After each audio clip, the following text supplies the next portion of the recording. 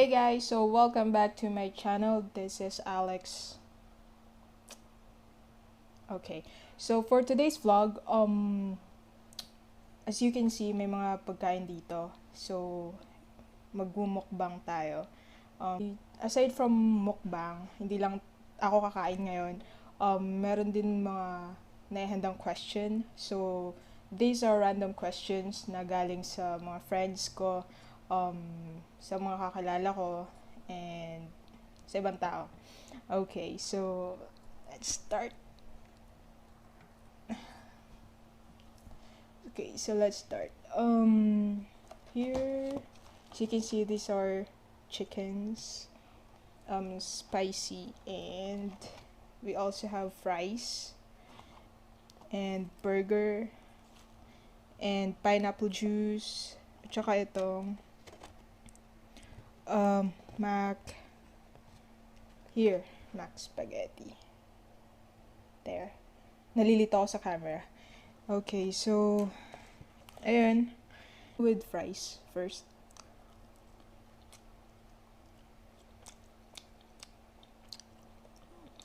Hindi na siya ganun ka-crispy.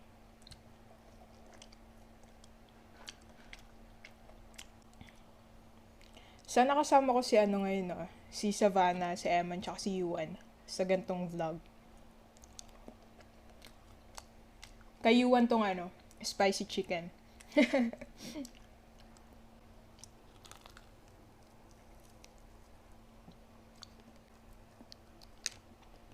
Mm. Mm-hmm.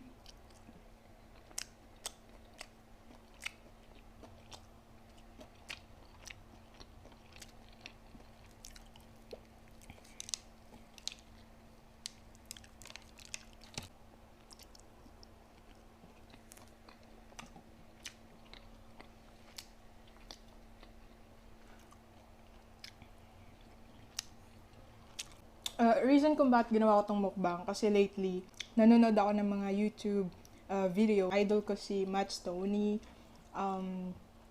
si Randy Santel. Mga sila, competitive eater sila. Hindi naman ako competitive eater. Nanonood din ako ng mukbang videos kapag madaling araw. Hindi ako makatulog.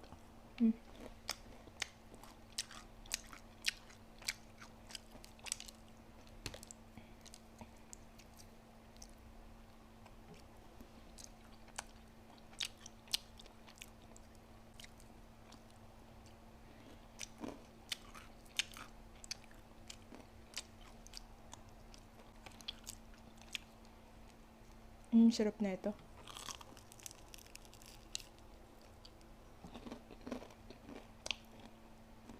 Masarap siya.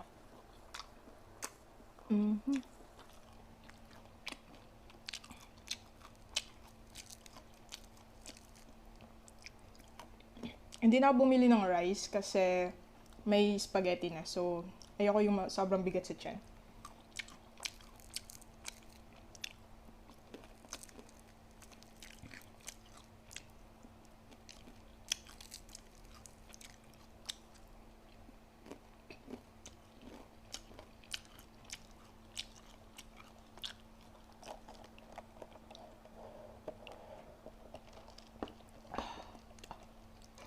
Ang tamis nung nila, pineapple.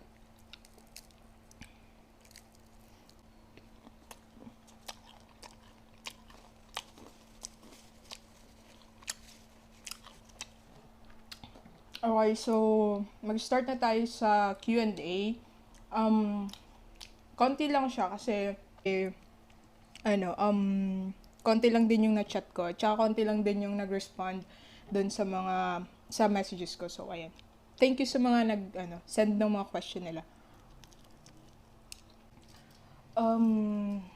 First question is galing siya kay Yumi. Yumi, ka-work ko siya before. So, ang question niya sa akin, kailan ka nag-out? Siguro mini-mean niya dito is when it comes to my gender preference and gender identity. So, ayun. hindi naman siya literal na talaga nag-out. Siguro nung bata pa kasi ako, boyish na talaga. So, habang tumatagal, nag-out ako, may work na talaga. Like, hindi na ako natakot na parang pag tinanong ka kung lesbian ka ba or you like girls, and I just answer them yes. That's it. Kasi before, nung nag-aaral pa ako, parang yes, yung mga friends ko, yung mga classmates ko, alam nila. But then, pag may relatives or yung sa family ko nagtatanong about doon, dinideny ko siya.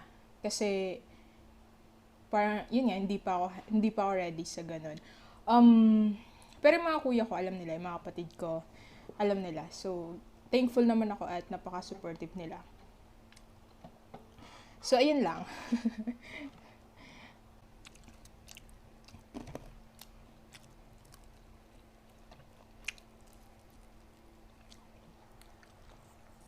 Nagpapawisan ako.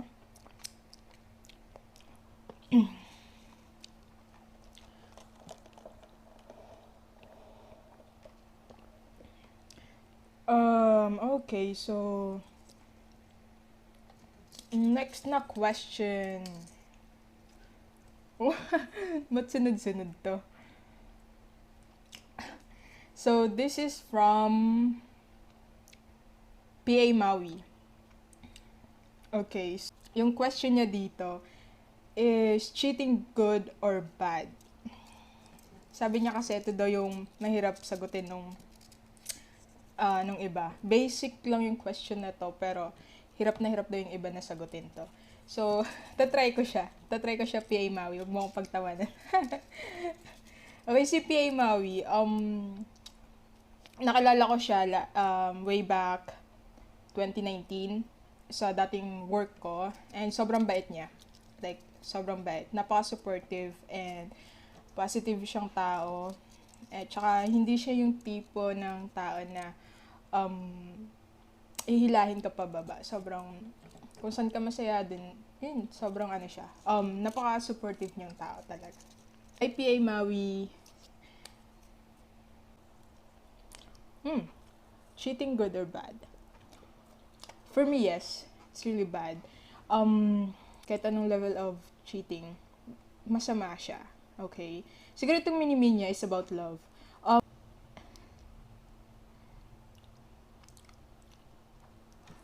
When it comes to love kasi talaga, ang pinaka-ayoko talaga is may involved na third party. Kasi,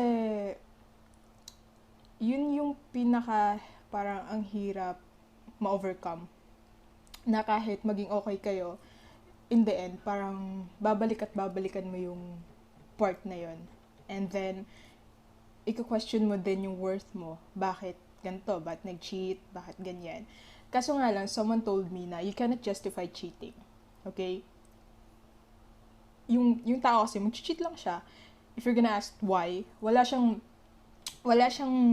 isasagot sa'yo na parang concrete reason kung bakit siya nag-cheat. Diba? So, sobrang mali talaga siya. Kasi kung love mo yung tao, hindi ka mag-cheat eh. Kung love mo talaga yung tao. At kung nire-respeto mo yung partner mo, you will never cheat. Kahit yung isipin mo pa lang na mag-cheat ka, yun na yung mali dun eh. 'Di ba?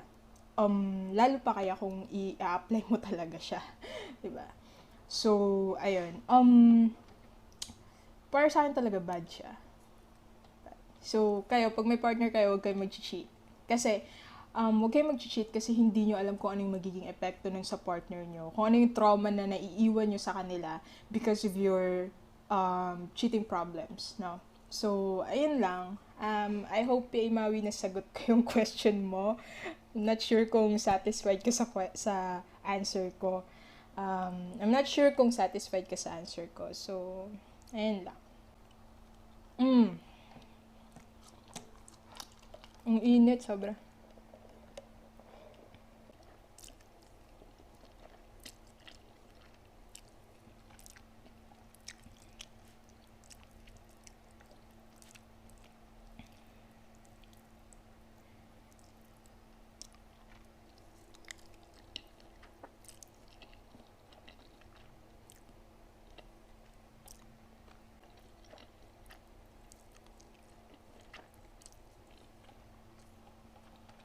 So,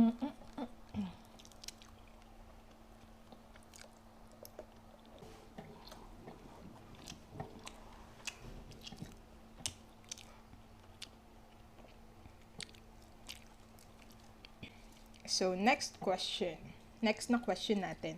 So, ang question dito, naniniwala ka ba sa kasabihang kapag mahal mo, ipaglaban mo? If yes, hanggang saan ba dapat ipaglaban ang relasyon? Sino ba yung deserve ipaglaban? Ano ang gagawin mo sa isang tao para masabi mo siya na yung totoo? This is from Ren. Hi, Ma'am Ren. So, si Ren, kabatch ko siya since high school and then naging classmate ko siya nung college. Ngayon, teacher na siya. Sa Cavite siya nagtuturo. Okay. Dun sa first question kasi na yung tanong niya, naniniwala ka ba sa kasabihan kapag mahal mo, ipaglaban mo? Yes, ako kasi ganun ako eh. Kapag talagang love ko, talagang hanggat maaari, hanggat kaya pa talaga siyang ayusin. Aayusin ko. Hindi kasi ako yung tipong kapag sobrang hindi na ako yung relationship, parang gusto mo na lang nung easy way out. Na gusto mo na mag-exit agad-agad. Hindi ako ganun eh. If yes, hanggang saan ba dapat ipaglaban ang relasyon? Depende yun kung hanggang saan mo kaya. Kung hanggang saan talaga natin kaya. At kung worth it pa ba ipaglaban. Tapos ang sabi dito, sino ba yung deserve ipaglaban? Siguro para sa akin naman, lahat naman deserve na ipaglaban. Siguro lahat tayo, di ba? Parang iniisip natin or dream din natin yung ipaglaban tayo ng taong mahal natin. Yung hindi lang siya one-sided love, di ba? Lahat naman deserve ipaglaban. Nasabi kong mahal ko yung tao kapag willing akong gawin lahat. Mapasaya lang yung tao. Yun lang. Minsan, sa sobrang mahal mo yung tao, and sa sobrang, syempre ako, sabi ko nga, pag mahal ko yung tao, mas importante yung happiness nila. Even if it means na sometimes I have to let them go. Ayun lang.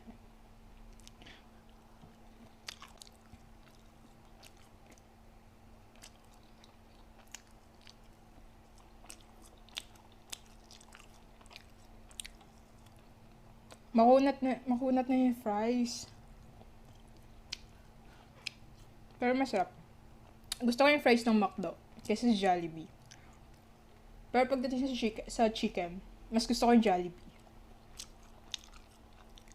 Kanya-kanya lang yan.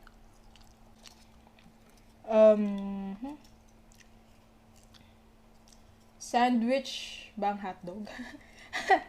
Okay, ang tanong niya dito, sandwich ba ang hotdog? This is from Lucy Alerta. Ang alam ko, galing sa kapatid ko to eh. Pero sinend sa kanya ng friend niya. Hi, Lucy Alerta. Hala? Hindi ko alam be. Yung hotdog, hindi siya sandwich, okay? Pero kapag nilagay mo siya sa bun or yung ginagawang pang sandwich. Siguro doon mo siya matatawag na hotdog sandwich, ganun. Pero natawa ako sa question mo, hindi ko alam sagutin. Okay. Bobo ko yata sa pagdating sa sandwich.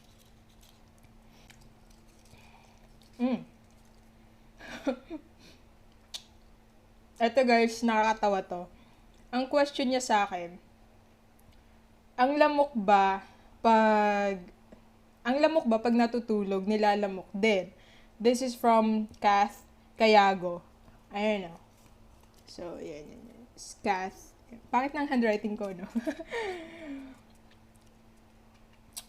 Oo nga, no. Actually, first time ko may nagtanong ng ganito sa akin. Kahit siguro nag-aaral pa ako, wala pang nagtanong sa akin ito kung nilalamok din ba yung lamok kapag natutulog. Wala kasing lamok dito eh. Pero try ko research yan. Or try ko mag-observe. Gagawa ako ng research about yan. Kung nilalamok din ba yung lamok kapag natutulog.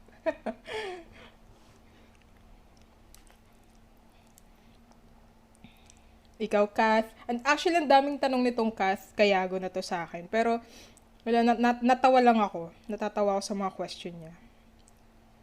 Bagets pa talaga siya magtanong.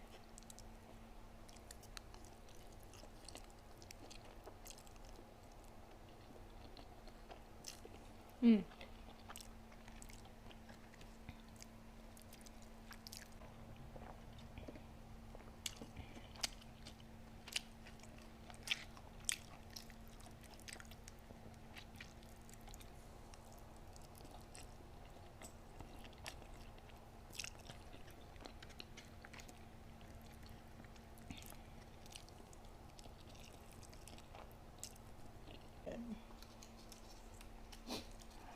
Mm. Mm.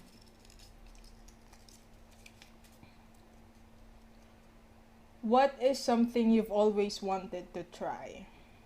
Itong question na to galing siya kay Daryl. Hi, Bes. So, actually siya yung tumulong sa akin na mag-vlog nung first ever vlog ko. So, sobrang thank you talaga. So, ayun. Feel ko pinaghanda niyo yung question niya. Okay. Ako, siguro gusto ko maging dancer sa club. Wala lang, gusto ko lang ma-experience. Baka maraming pera doon. Mas malaki pa yung kikitain ko doon. Di ba? Ayun na, seryoso nga ako. Seryoso talaga ako. Gusto kong, lagi kong gino-joke sa kanya to. Kahit sa kapatid ko, lagi kong gino-joke na. Gusto ko na lang maging dancer. Gusto ko na lang maging dancer sa club. Baka malaki pang kita ko doon every night, no? Wala lang. So, ayun lang. Yun lang naman gusto ko. Hindi ko pa kasi alam yung feeling ng ganun. So, konti na lang yung question dito. Konti na lang yung mga nakatago sa baul. Oh. $1 million question yata to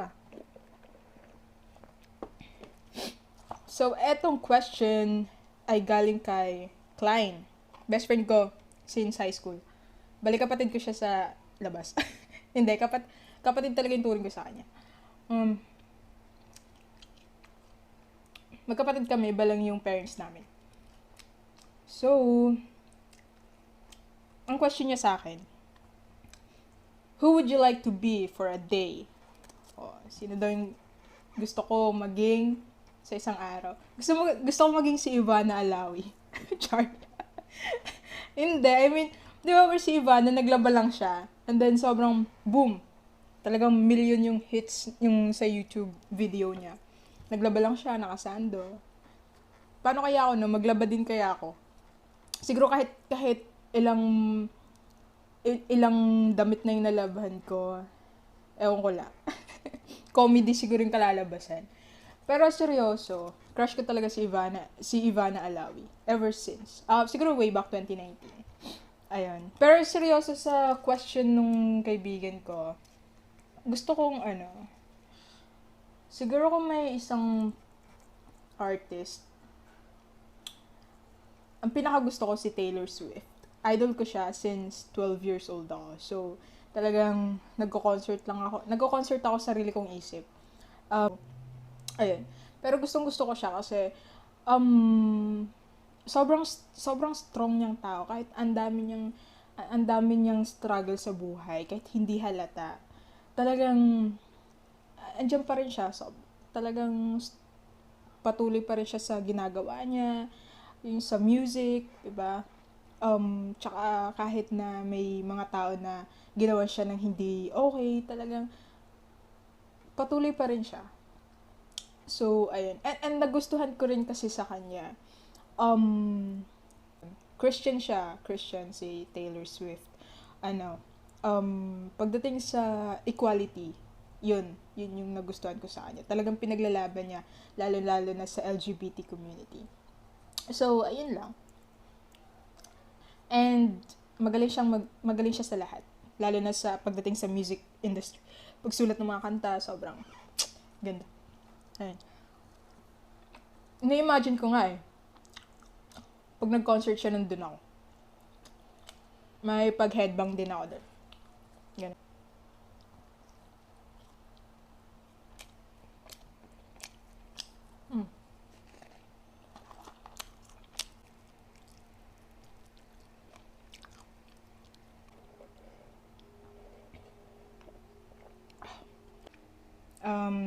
Ang question niya sa akin, what was the worst present you've received? Wala. I mean, lahat ng binibigay sa akin talagang tinetreasure ko siya. Kahit nga siguro bigyan mo ako ng candy, tapos may nakalagay na message na kahit simpleng message lang yan. Tatago ko siya. Ganun ako ka sentimental sa mga bagay-bagay na binibigay sa akin. So wala. Kahit ano yung bigay mo, hindi ko siya i-consider na pangit or mas less yung value niya. Talagang para sa akin napakalaking bagay na.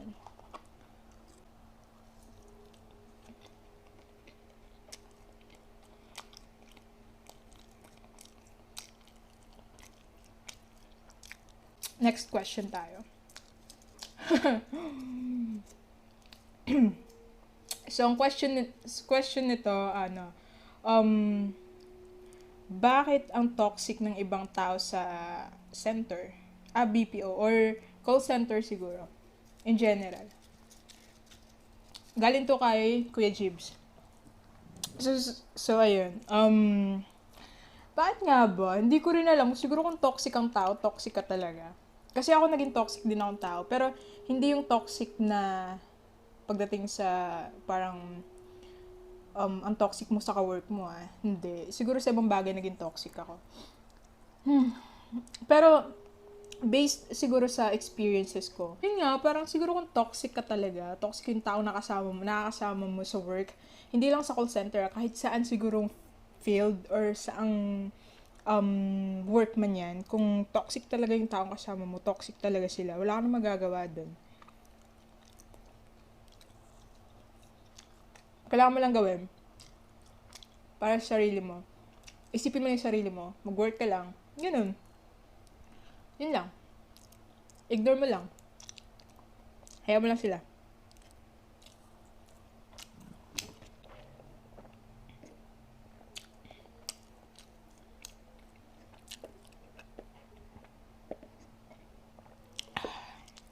So,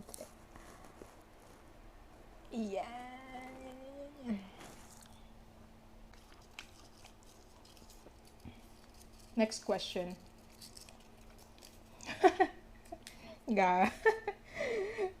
Natawa agad ako. Hindi ko pa siya maani. Eto Eto ang sabi niya. Paano mag-make love yung mga lesbian? Mga lesbian. Galing siya kay Chep. Chep, sabi ko sa'yo. So, ayun. Nasa tamang edad naman na yata ako. Para sagutin ko to. Chill lang ka. Pag mga part kasi ng LGBT, mahilig mag-experiment siguro. Ako, hindi naman ako ganun. Hindi ako mahilig mag-experiment. Pero manood na lang kayo ng manood kayo ng may mga site na pwede kayong manood. Para kung sobrang curious talaga kayo, doon yung makikita.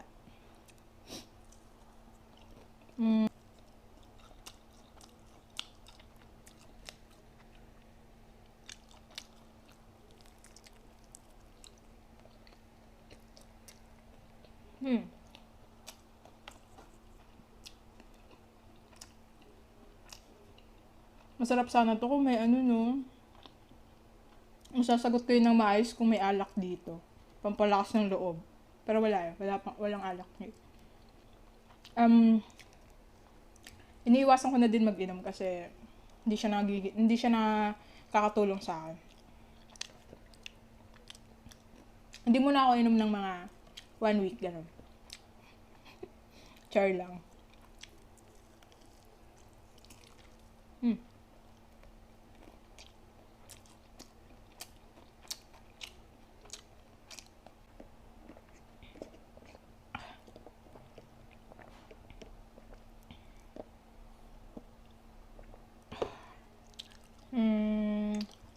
Next question tayo. Malapit na rin matapos eh.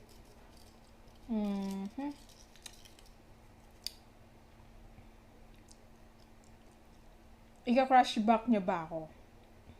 This is from Via Morgan. Kaibigan to ng kapatid ko. Ang question niya kung ika-crush back daw ba siya.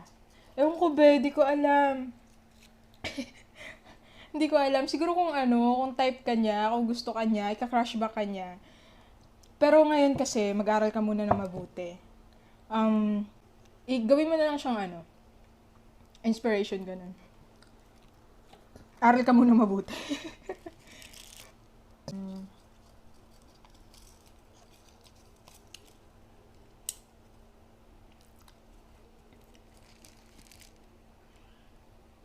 Bakit blue ang langit? Oh, pangmatalinong tanong to. This is from Princess Curez. Princess Curez. Ang alam ko, kaya blue yung langit kasi hindi ko talaga alam ba yung sagot. I-research ko yan.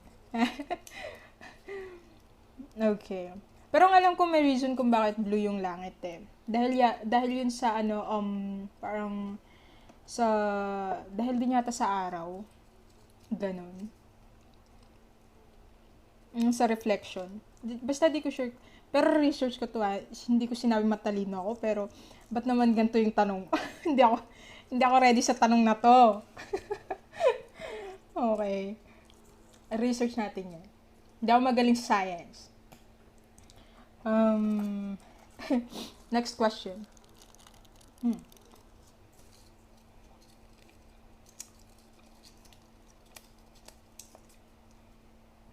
How do you handle pain in life? This is from Mitch. Hi Michi. Miss you. How do you handle pain in life? Before, sobrang di ko alam, sobrang napaka-emo kong tao. Lalo na nung nasa college days or high school siguro. Siguro kasi wala kang mapagsabihan, kaya ganun. Mga friends mo lang.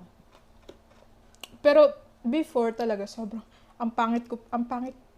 The way na i-handle ko yung pain, sobrang hindi pala siya maganda. Pag iniisip ko siya, ngayon, hindi siya okay. Pero ngayon kasi, kapag hindi ako okay, tinutulog ko na lang. Tutulog ako, music, gano'n. Music yung yung music na pang club. Hindi yung pang malungkot na music. And then, pray lang. Kailangan mo lang i-pray kay God na sana alisin niya yung pain na nararamdaman mo. Especially kung hindi mo deserve yun.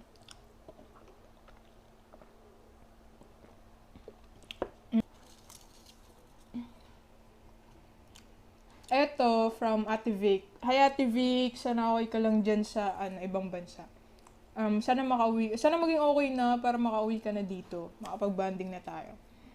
Ang question niya sa akin, actually ba yung question niya nung una? Kasi sabi ko ate, parang ayoko siyang sagutin. Tapos, iniba niya. Ito yung question niya sa akin ngayon. Ano yung ayaw mo na ugali ng tao? At ano yung ugali na gusto mo? Parang, ayun. Siguro ako ayoko lang ayoko na sinungaling. Okay lang yung mga white lie. Like, kung may reason ka talaga para magsinungaling, yung maliliit na bagay lang. Pero yung part na nagsisinungaling ka, tapos alam ko na nagsisinungaling ka, tapos parang tatanungin kita. Alam ko na yung sagot, pero pag tinanong ka tapos hindi ka pa rin umaamin, or hindi yung person yung sabihin totoo, regardless kung sa relationship to or friendship same lang. Or kahit sa family or kapag may tinanong ako na sobrang obvious na alam ko na yung sagot, pero parang nag-deny ka pa rin. Parang, it's a no-no for me. Ang gusto ko chill lang. Tapos, gusto ko yung cool, ganon. Tsaka yung may, siguro yung may, plano sa buhay. Yun yung gusto ko. Kasi nakaka-attract kasi yung ganong tao na kapag alam talaga nila kung ano yung gusto nila in the future. Alam nila kung ano yung gusto nilang gawin sa buhay. Parang ikaw maingganyo ka rin no? Na, oo nga, no, dapat ako din ganun. Yun yung gusto ko sa tao. I have one last question. Unknown siya, unknown. Ayaw niya sabihin yung name niya kasi medyo to yung question niya eh. Parang hindi siya to. Ang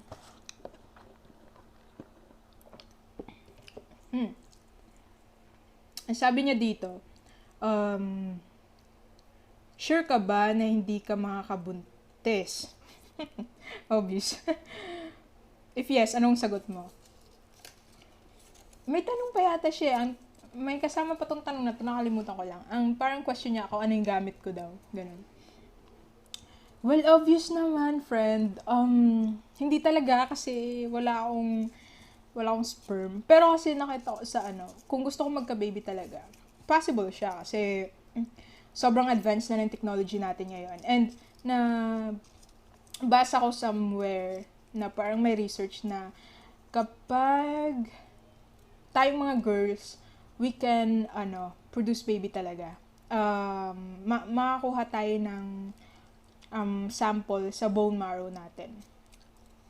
Pero yun nga lang, ang magiging gender lang ng baby is girl talaga.